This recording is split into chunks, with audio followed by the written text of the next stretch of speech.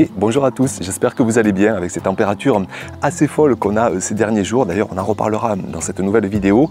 Je vous propose aujourd'hui de voir comment le potager de printemps s'est effacé petit à petit au fil des semaines pour laisser place maintenant au potager d'été. Ce sera l'occasion de parler des tomates bien sûr, de parler de l'eau, de paillage, d'ombrage, de carrés potagers, de parler de nombreuses cultures aussi. On va voir comment essayer de les gérer au mieux pour récolter à la fois tout cet été, tout cet automne et laisser place ensuite petit à petit au potager d'hiver. Donc un programme bien costaud, bien chargé. Alors on est parti pour cette nouvelle vidéo.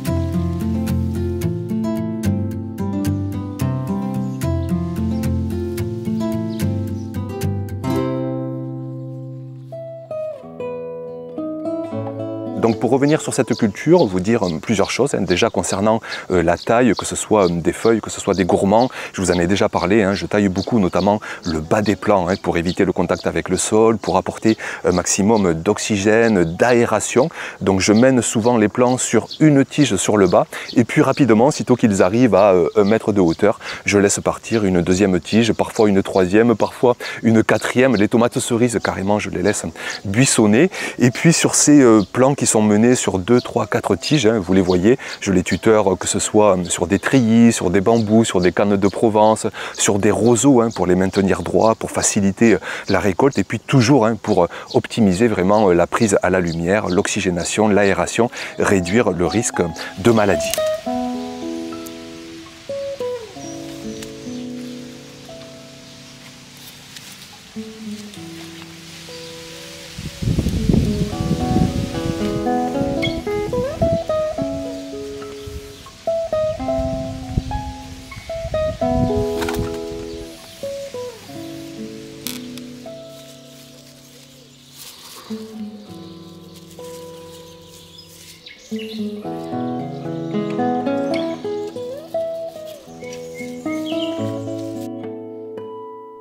Ensuite, je vous montre rapidement la fin des cultures de printemps. Par ici, tout ce qui est fèves, épinards, petits pois, mange-tout, laitue, les premiers itinéraires de betteraves aussi qu'on a déjà récoltés, les premiers itinéraires de fenouil. Tout ça a été récolté, pas mal de temps en cuisine d'ailleurs, mais surtout beaucoup de régalades. Chaque repas de famille à 4, c'est toujours un régal. Et tout ça a duré plusieurs semaines, plusieurs mois, avril, mai, juin, on s'est régalé du potager. Et toutes ces cultures de printemps, petit à petit, elles laisse la place à des cultures de plein été. Je vous montre un exemple concret d'enchaînement de cultures de printemps vers celle d'été avec une parcelle de restes de culture d'épinards. Vous savez qu'ici les épinards, je les récolte feuille par feuille et puis au bout d'un moment, ça finit par monter en graines. Et là, vous voyez d'ailleurs, c'est beau, ces plants là qui montent à tout va. Mais il est temps d'arracher tout ça pour passer donc en culture d'été. J'ai fait ça il y a 3 semaines environ. Donc j'arrache tous ces restes de plants. Vous verrez ensuite, ils me serviront de paillage. Par la suite, je passe quand même un petit coup de grelinette, de râteau, toujours pareil pour essayer de décompacter, d'oxygéner cette texture de sol très capricieuse que j'ai, faire rentrer un petit peu d'air, minéraliser mes apports de matière organique que j'ai pu faire à l'automne. Je redonne un petit peu vie à tout ça et puis par la suite je vais chercher dans mon stock de plants de culture d'été, voir ce qui me reste. Donc là je prends je crois 2 plants de tomates et 2 plants de concombres. Je les installe après avoir installé des bons tuteurs. Là j'avais mis je crois des cannes de Provence espacées de bien 50-60 cm en tous sens. Et puis plantation. Et donc rapidement après, je profite donc de ces restes de culture de printemps. Ici donc des plants d'épinards pour mettre tout ça en paillage. Mais je vous montre quelques images par la suite 3 semaines plus tard, puisque j'ai fait ça il y a 3 semaines. Et vous voyez que ces paillages ont quasiment disparu parce qu'ils étaient très verts, très humides, très azotés. Et ça, c'est l'inconvénient des paillages très verts, c'est qu'ils sont très éphémères. C'est pourquoi ici, je diversifie aussi avec des paillages plus jaunes, plus rigides, plus structurés, comme du foin, comme de la paille, pour avoir à remplacer moins souvent des paillages verts, où là, il faut remplacer tous les 15 jours, 3 semaines, alors que des paillages plus rigides, on peut espérer 3, 4, 5, 6 mois facilement de petits paillages au sol avant de devoir les remplacer.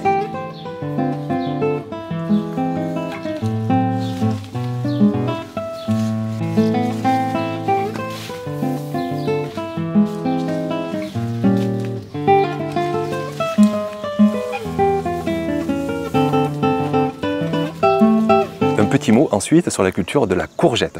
J'ai commencé à l'implanter, c'était dès le milieu du mois d'avril, une fois que les risques de gel étaient terminés. J'ai mis un plan et puis un deuxième fin avril et puis mi-mai et puis fin mai, ce qui fait que maintenant j'ai 4 plants de courgettes au potager. Là je vous montre les plus beaux, c'est ceux qui sont à mi-ombre sur mes parcelles les plus anciennes dans un sol très noir, très humifère, et je peux vous dire qu'elles s'y régalent. Regardez la vigueur, la taille de ces plants, c'est vraiment impressionnant. Donc je peux vous dire qu'avec 4 plants simultanés ça suffit largement. Et puis vous dire aussi quelques trucs sur cette culture. Donc déjà le fait d'avoir parfois, vous savez, des petites courgettes qui jaunissent, qui pourrissent. On dit souvent que c'est un manque de pollinisation, que c'est un manque d'azote, que c'est un stress. Ici, je peux vous dire que je trouve ça parfaitement normal. C'est simplement qu'au départ, je vous montre les images, souvent les premières courgettes, le plant ne se sent pas prêt tout simplement à les faire fructifier, à les faire grossir. Il préfère favoriser son réseau racinaire, favoriser son feuillage, et ensuite il va prendre le temps de faire fructifier, de faire grossir des courgettes.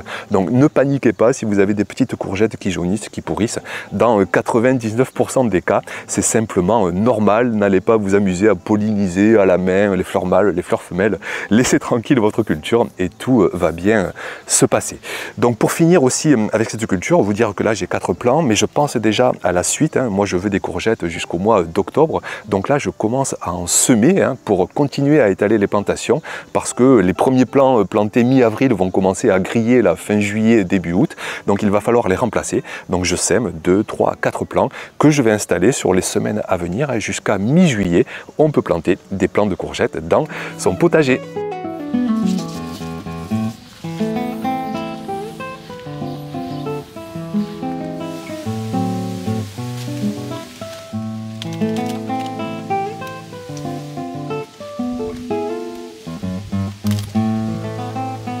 Ensuite, on passe à la culture des potimarrons. C'est comme des potirons, mais en plus petite taille. Et nous, ici, on trouve ça vraiment très pratique. En plus, on trouve que c'est meilleur que des grosses courges.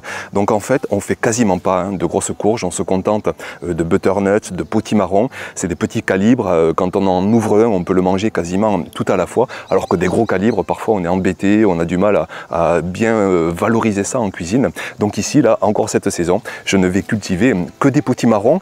Je ne suis vraiment pas pressé avec cette culture parce que on peut les semer courant mai, courant juillet, et comme ils se régalent de pousser durant tout l'été mais aussi durant toute l'arrière-saison, on peut même d'ailleurs encore semer des potimarrons durant ce mois de juillet. Donc j'ai semé un premier plant quand même dès le début du mois de mai, vous le voyez, il est déjà bien développé. J'essaie de les mettre à mi-ombre parce que je trouve que le besoin de transpiration est bien moins conséquent, que ça leur suffit largement durant tous les mois estivaux pour bien se développer. Donc un plant que je laisse aller à mi-ombre, je les mets sur les bordures de potager, parce que sinon, combien de fois dans les saisons passées, je me suis fait étouffer des cultures voisines par les plants de potimarron, par les plants de courge, tellement ça fait de feuillage. Donc j'essaie de les mener sur les bordures de potager, surtout que je ne pratique pas de taille. Par contre, ça impose, quand vous taillez pas, il y a tellement de feuillage, tellement de fruits, il faut que à l'endroit de la plantation, il y ait un sacré sol, je vous le dis. Donc il faut bien arroser, apporter parfois des coups de boost, des jus de fumier, des jus de compost ou des engrais organiques liquides pour vraiment avoir un méga sol, ou sinon apporter en amont des kilos et des kilos de compost, de fumier bien mûr pour que la culture se porte à tout va. Donc un premier plant de potimarron à un bout du potager, et puis les autres je les installe tout le long de ma haie. C'est vraiment dans un contexte très ombragé, mais je sais que ça se passe très bien. Je sais aussi, pour discuter avec beaucoup d'entre vous, que sous bien des régions, d'avoir les courges, les potimarrons à mi-ombre, ça se passe très bien. Ça se passe bien aussi au plein soleil, mais simplement le besoin en eau sera plus conséquent pour permettre aux plants de transpirer. Donc ici à mi-ombre, vous voyez que les plants sont encore assez petits, ils font 1 mètre, 2 mètres pour les premières tiges, mais je vous répète, ils auront tout le temps, fin juillet, juillet, août, septembre, octobre même, pour arriver à maturité et nous offrir un super stock de nourriture. J'espère avoir 8, 9, 10, 11, 12 potimarrons par plant, peut-être 40, 50 potimarrons au total. Je croise les doigts et j'espère ces quantités pour vraiment se nourrir du potager durant cet automne et cet hiver.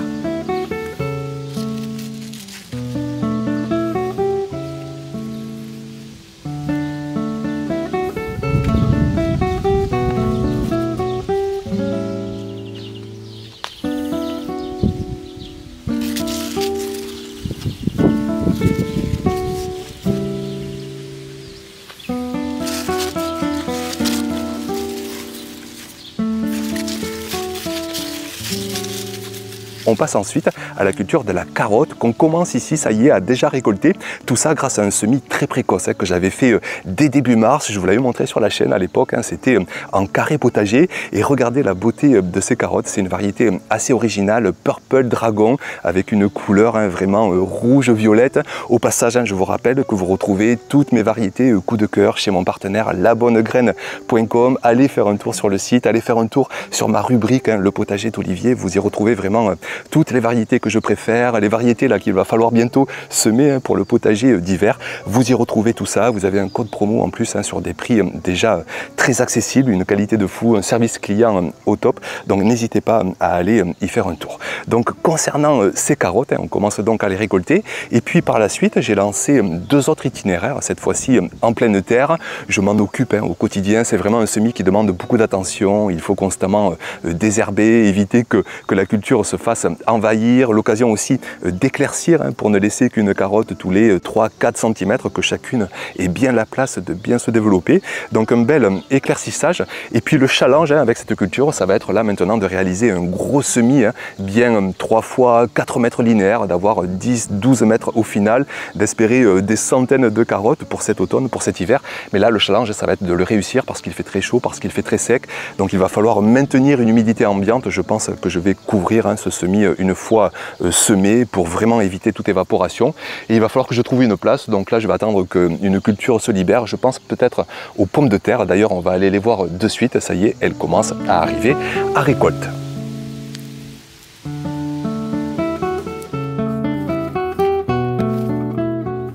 Alors concernant la culture des pommes de terre, on commence ici, ça y est, à bien la récolter parce qu'on avait planté ça dès la mi-mars. Ça fait des plants qui sortent de terre entre début et mi-avril. Et ici, début à mi-avril, les risques de gel sont quasiment finis. Donc on peut commencer à la planter dès la mi-mars, et donc là on est plus de 3 mois après plantation et ça permet d'avoir déjà des belles pommes de terre à récolter, pas forcément pour les conserver parce que les plants sont encore assez verts et pour avoir des pommes de terre de conservation on va attendre que les plants soient bien asséchés, mais là je vous montre, alors je passe rapidement sur les variétés standards qui nous donnent la plus grosse partie des récoltes, mais je fais aussi chaque saison une variété un peu plus originale pour le goût, pour la couleur, pour la saveur, et là je vous présente la variété Vitellotte. Regardez, ce sont des petites patates, on dirait presque des petites crottes à récolter, mais là c'est des crottes gustatives qu'on va se régaler en cuisine. Après niveau productivité, c'est pas la variété la plus productive, mais pour ça je vous le répète, j'ai des variétés plus standards à côté. Donc de premières belles petites récoltes, ça me fait aussi toujours de la biomasse via ces plants. Vous voyez cette quantité là de biomasse que je récolte, et toujours pareil, pour valoriser ça, je vais mettre soit directement un paillage de surface sur un sol bien vivant qui va s'en nourrir, et puis une partie aussi que je mets dans mes composteurs qui va se valoriser et m'offrir un bel or noir pour cet automne pour continuer sans cesse d'améliorer mes parcelles au potager.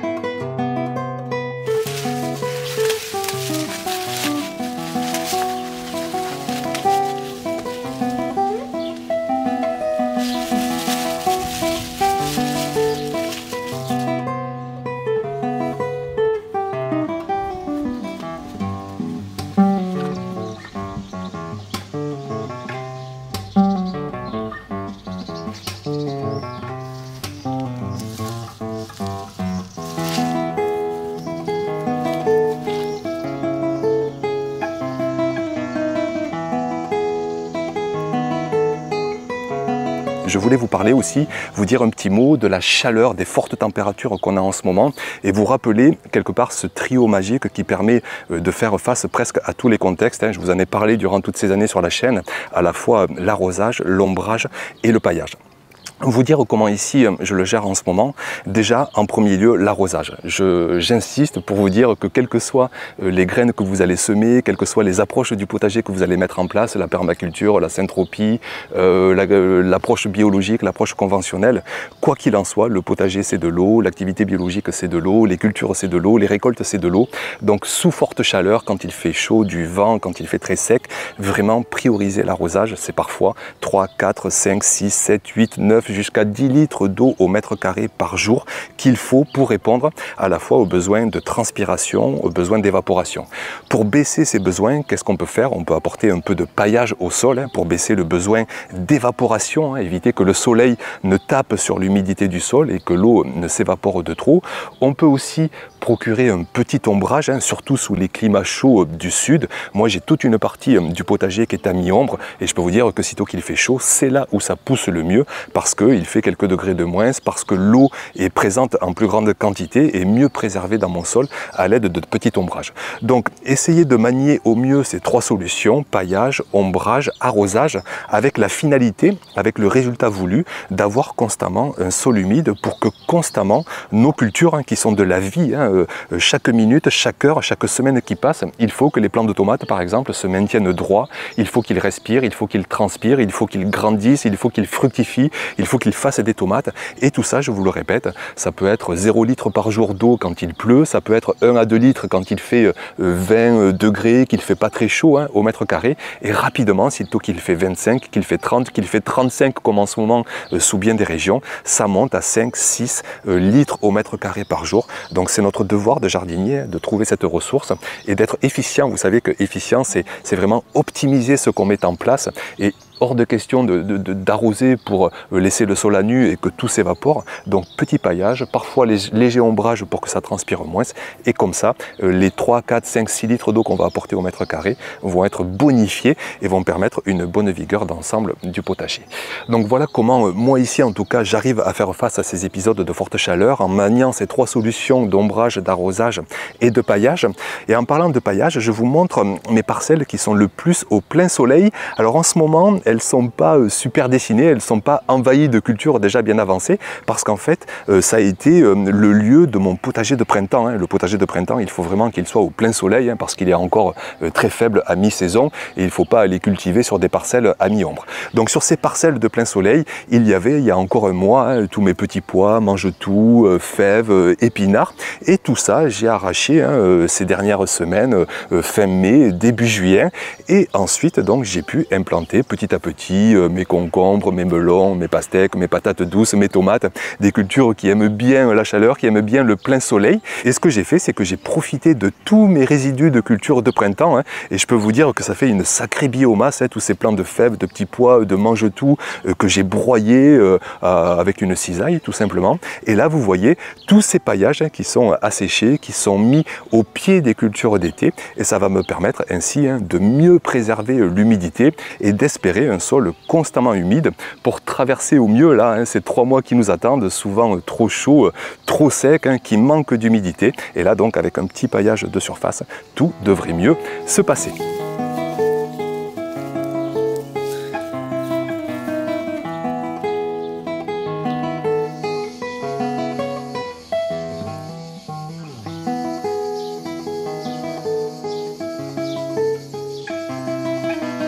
Ensuite, on passe à 3 autres cultures dont je voulais aussi vous parler. Ça concerne les choux, les oignons et les betteraves. Pas mal de choses à vous raconter à ce sujet. Donc déjà, concernant les choux, alors on en récolte quelques-uns. Ce sont des itinéraires que j'avais débutés très tôt, janvier, février, mars, des semis sous abri. Je vous montre par exemple les choux rouges. Alors on pourrait dire plutôt des choux violets. Regardez cette couleur. Et là aussi, je peux vous dire, le goût en cuisine, les choux rouges, c'est vraiment génial parce que chaque pomme est très paumée, très resserrée et quand vous la découpez, vous avez à manger pour 4, pour 2, 3 repas. Donc c'est vraiment intéressant. Et puis concernant les choux, vous dire que c'est le moment, ça y est, pour commencer à les semer, à les planter même sous les climats les plus frais. Vous pouvez déjà planter au mois de juin pour espérer avoir des beaux choux durant cet automne, durant cet hiver. Moi ici, sous climat chaud, je vais encore patienter un petit peu parce que la culture déteste les grosses chaleurs et c'est pas évident de lui faire traverser 3 mois de plein été. Donc je vais planter mes choux au mois d'août, voire même au mois de septembre pour récolter les tout premiers fin d'automne et puis ensuite durant tout l'hiver et même au printemps prochain vous avez des choux cabus, des choux brocolis, des choux de Milan qui reprennent la croissance au printemps suivant pour les récolter au mois d'avril, au mois de mai. Donc pensez-y, semer, planter des choux en juillet, juillet, août, septembre pour se régaler du potager d'hiver.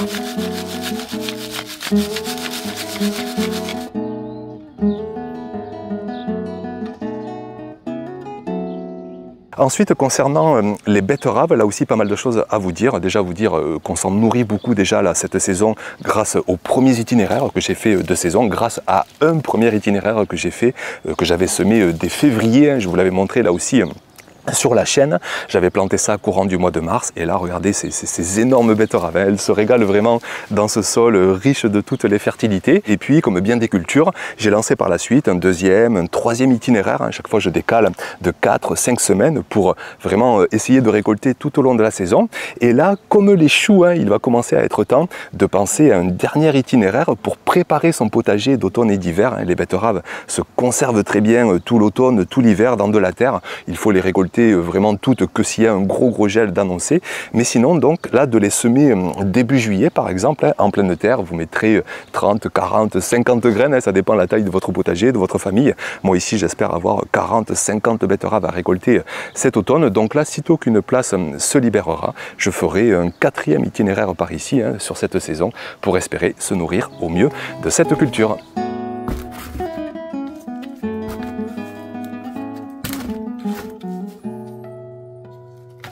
Et puis ensuite, concernant les oignons, cette fois-ci, je voulais vous partager une observation que je fais depuis quelques saisons. C'est que je trouve que les oignons que je cultive sur des parcelles, vous savez, avec un sol très organique, très noir, très humifère, eh bien étrangement, je trouve que ça marche un petit peu moins bien que des oignons que j'ai installés sur des parcelles plus jeunes, plus récentes, moins organiques, avec, vous savez, plus de terre, limon, sable, argile, où il y a encore très peu de compost, de fumier, de paillage décomposé. Et je trouve que ces dernières années, j'ai des oignons qui sont 2-3 fois plus gros sur ces nouvelles parcelles. Alors je me pose des questions, je me dis que peut-être cette culture n'aime pas trop un gros taux de matière organique.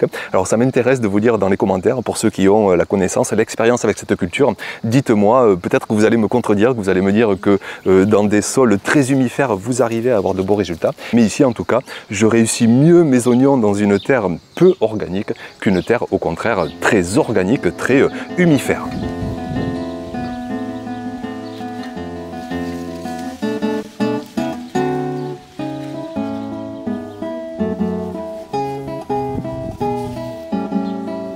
Ensuite, je vous montre rapidement une parcelle sur laquelle je mets en place une expérience. Je vous en avais parlé dans de dernières vidéos. Je vais essayer de comparer des plants de tomates.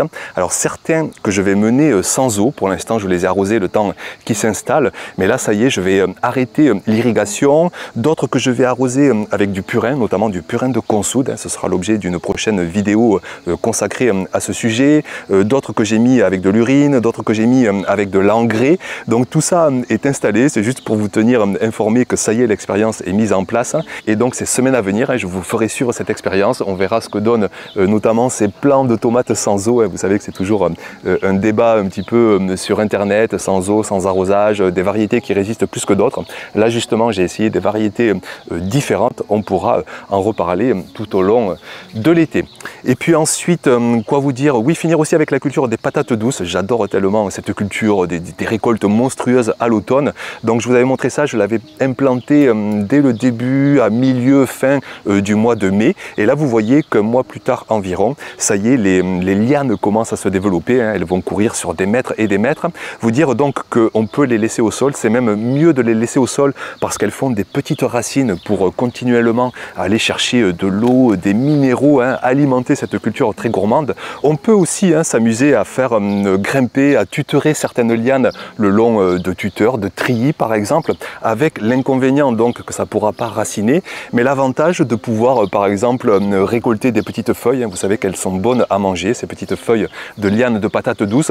Et puis toujours aussi pour le côté esthétique, le côté relief, le côté 3 dimensions du potager. C'est toujours agréable, je trouve, d'avoir de la hauteur par endroit, par moment dans son potager.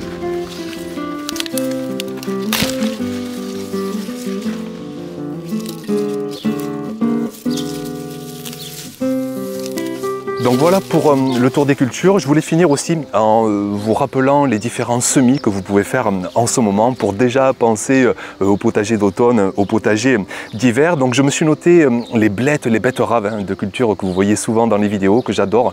Il est encore temps de les semer, de les planter. Les carottes, il est encore temps, juillet, même juillet, pour lancer les derniers semis. Je vous en ai parlé dans cette vidéo. Je pense aux choux évidemment que vous pouvez semer et planter en ce moment. Les navets, les radis noirs. Alors moi moi ici j'attends un peu parce que c'est des cultures qui détestent la chaleur. Donc vous pouvez sous climat frais commencer à les semer, sinon vous patientez juillet, août pour les semer, voire même septembre, dernier délai. Ensuite, je pense à 2 cultures d'été qu'on peut encore semer ou planter, les concombres, les courgettes. Ça va assez vite, le cycle de culture est assez rapide, 2 mois, 2 mois et demi. Donc on peut toujours implanter des courgettes et des concombres jusqu'à début mi-juillet sans souci. Et puis pour finir, les laitues. On va pouvoir rapidement commencer à les semer à nouveau. Moi ici j'arrête pendant l'été parce qu'on mange tellement plein d'autres choses du potager. Mais à partir de juillet, août, on va pouvoir semer pour se régaler de laitues durant tout cet automne. Donc voilà ce que j'avais à vous dire pour cette dernière vidéo. J'espère que ça vous aura plu, que ça vous aura donné quelques inspirations, que ça vous pousse continuellement à faire du potager par chez vous. Merci beaucoup d'être passé par ici, pour votre attention et puis à très vite bien sûr pour de prochaines vidéos. Ciao!